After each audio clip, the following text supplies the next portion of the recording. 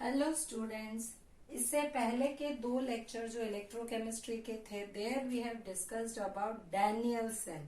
Daniel cell, how it is represented and how can we determine the electrode potential of any cell. तो Daniell cell में हमने कैसे represent किया था? Zn is getting converted to Zn2 plus anode. Anode is represented on the left hand side. Then we are writing double line. ये यहाँ पे represent कर रही है salt bridge को. Then copper Cu2 plus oblique copper. ये आपका solid है, ये आपका aqueous है. ठीक है, this is solid. Now we have determined that the cell EMF, इसका ये भी हमने किया था, exactly 1.1 वोल्ट आता है. वो 1.1 कब आता है? When all these solutions are 1 molar. ये जो solutions हैं ये आपके 1 molar हैं. तो this means what? When these are at standard condition. जब वो स्टैंडर्ड कंडीशन में, स्टैंडर्ड टेम्परेचर है, कंसंट्रेशन 1 मोलार है, in that case the EMF of cell, that is E not cell, was found to be 1.1 volt. But what will happen when the concentration is not 1 molar? मैंने इसमें पानी मिला दिया zinc sulphate में या copper sulphate में. I have diluted the solution. Then I have raised the temperature. Temperature भी अब स्टैंडर्ड नहीं रहा और मैंने टेम्परेचर बढ़ा दिया. Now will the EMF be same 1.1? No. That means this cell EMF depends on conditions at which the electrodes are connected. फिर आपको बताया था ये जो है ये रेडॉक्स कपल है, दो है यहाँ पर, एक एनोड और एक cathode. So at different temperature and different concentrations, how can we determine cell EMF? This was done by Nernst. So by using Nernst equation. अब आते हैं हम Nernst equation में.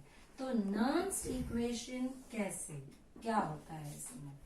ये आपने देखा है Daniell cell, zinc is getting converted to Zn2 plus. Anode में यही हो रहा है.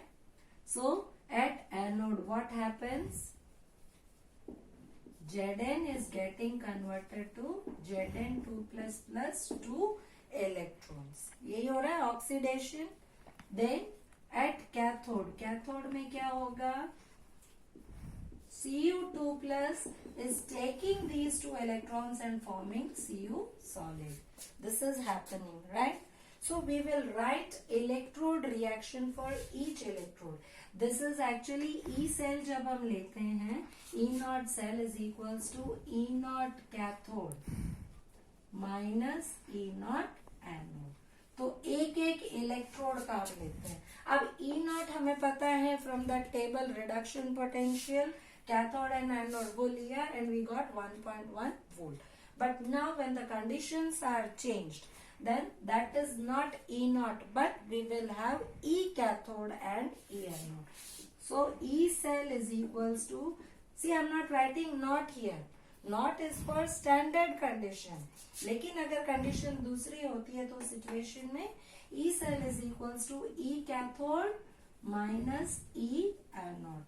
अब कैथोड और एनोड हमें डिटरमाइन करना है. ठीक है, तो कैथोड और एनोड के लिए क्या होता है? ई कैथोड, कैथोड आपका यहाँ पर जैसे कॉपर है मान लीजिए, तो E cathode is equals to what? E not cathode. E not cathode minus आपका आएगा यहाँ पर 2.303, या फिर हम लिखते हैं NRT by RT by NF ln of 1 by M N plus. कोई भी अगर हम मेटल लें, एनी मेटल के लिए होता है Mn plus plus N electron लेगा and it will form M solid, ये बनाता है. तो उस सिचुएशन में क्या हो जाता है? E नॉट ऑफ इलेक्ट्रोड, चलिए कैथोड हटा देते हैं, हम सिंपल इलेक्ट्रोड ही कहते हैं. E नॉट, यहाँ पर ये रिडक्शन पोटेंशियल लिया हमने, so E not of M N plus पास से m बन रहा है is equals to E naught of m n plus oblique m, ये ले लेंगे minus R T by N F L N of 1 by M N plus. अब इस सिचुएशन में ये जो ई नॉट है this is the standard reduction potential that is given in the table. ये आपका गिवन है minus R T by N F L N of 1 by M N plus. अब यहाँ ये दो इलेक्ट्रोड हम ले रहे हैं जिंक एंड कॉपर। याद रखिए जिंक का ऑक्सीडेशन हो रहा है, रिडक्शन नहीं, लेकिन जो वैल्यूज हमारे पास है all those values are reduction potentials, so we have to consider only reduction potentials of copper and zinc। हम इन्हीं दोनों को कंसीडर करेंगे। इसका अगर हम ओवरऑल इक्वेशन देखें तो Zn solid plus Cu2 plus gives Zn2 plus plus Cu solid, यही बनेगा आपका। तो एक एक का देख लेते हैं। सबसे पहले हम देखते हैं जिंक, ये कॉपर के लिए कैसे लिखेंगे हम।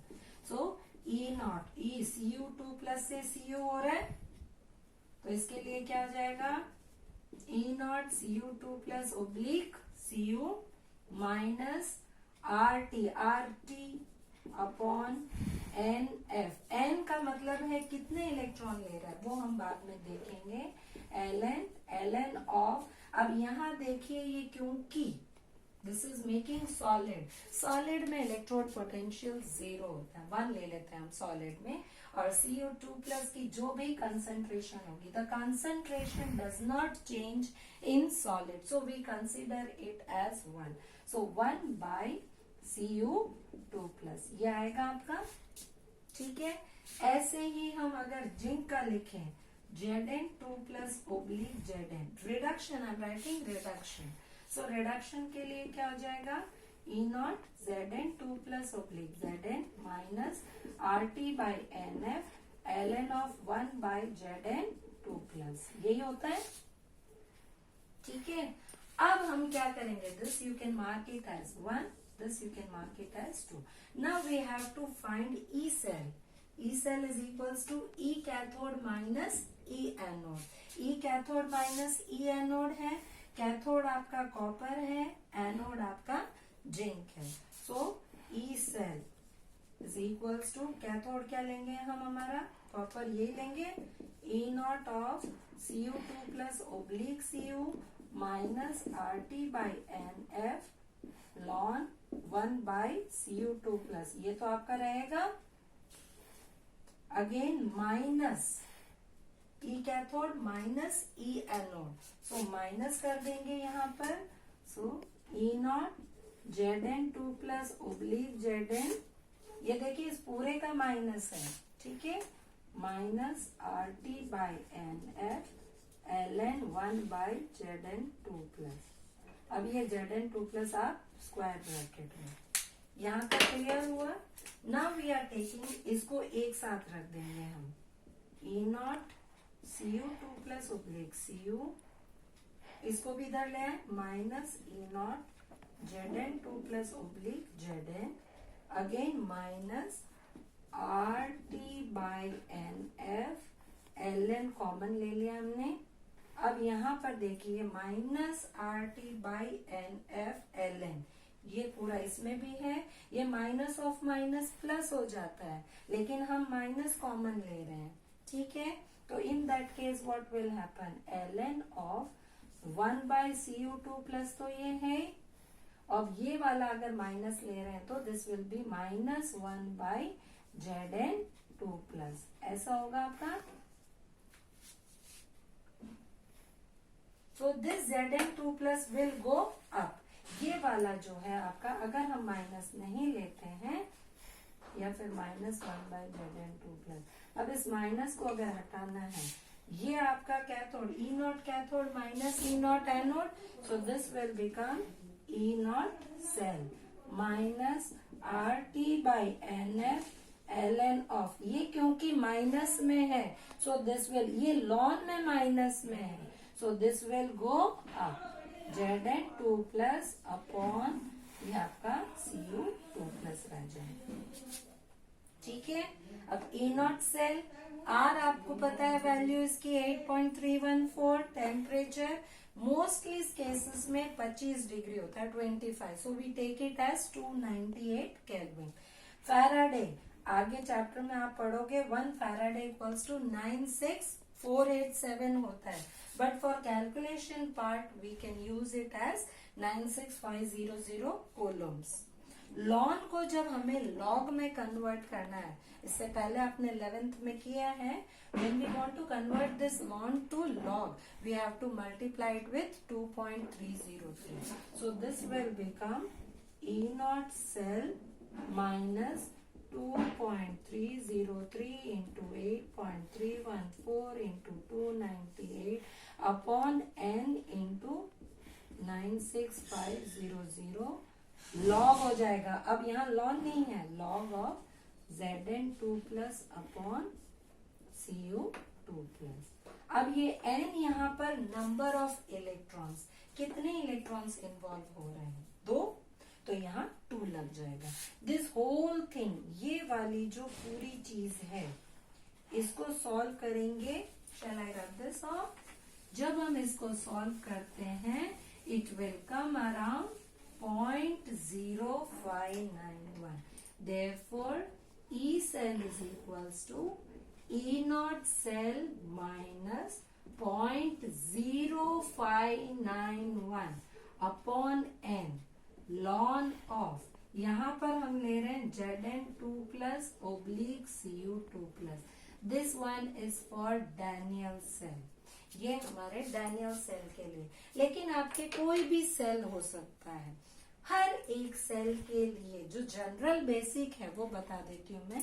कोई भी इक्वेशन हो, this is actually Nernst equation, E cell is equals to E not cell minus 0.0591 by N लॉन ऑफ जनरल जो हमारा होता है प्रोडक्ट की concentration upon reactant concentration.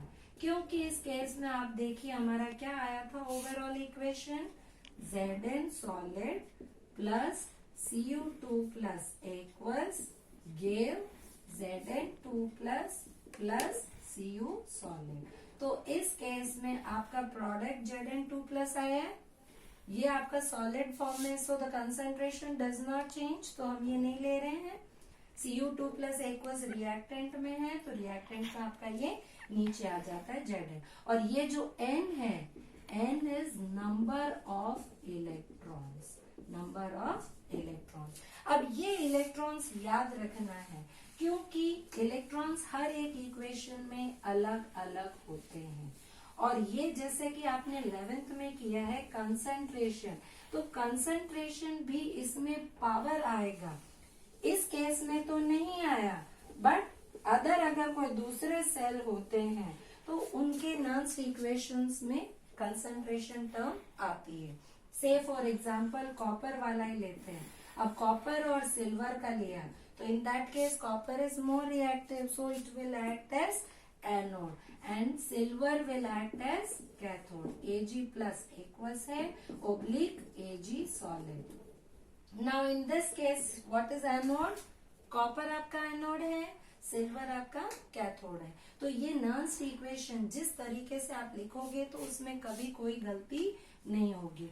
Anode में क्या हो रहा है, Cu से Cu2 प्लस 2 इलेक्ट्रॉन्स, जबकि कैथोड में क्या हो रहा है, Ag प्लस है, एक इलेक्ट्रॉन लेके Ag सॉलिड बना रहा है। First you have to balance these equations, ये इक्वेशन बैलेंस करो। तो हम इसको करेंगे 2Ag प्लस 2 electron gives 2Ag solid. So now the number of electrons involved are 2. Overall आपका ये 1 और 3 को लेंगे, ये आपका सेकेंड इक्वेशन। इनको जब हम लेते हैं Cu solid plus 2Ag plus ये आपका aqueous gives Cu2 plus aqueous plus 2Ag solid। अब इस केस में देखिए अच्छे से, यहाँ ये स्टोइचियोमेट्रिक कोएफिशिएंट आ रहा है 2। बी केयरफुल, जब इसके लिए नॉन इक्वेशन लिखेंगे हम, तो E cell is equals to E not cell, तो आपको पता ही है E not cathode minus E not anode, so silver cathode है और ये Ag प्लस, तो E not cell minus again 0.0591. How many electrons are involve? अब देखो सिल्वर में एक हो रहा है लेकिन कॉपर में 2, तो ओवरऑल हम लिखेंगे 2 electrons. Then log of product क्या है आपका, Cu2 प्लस बन रहा है two Ag solid. Ag solid है तो इसकी कंसेंट्रेशन हमें नहीं लेनी है, सो प्रोडक्ट आपका हो गया Cu2 प्लस.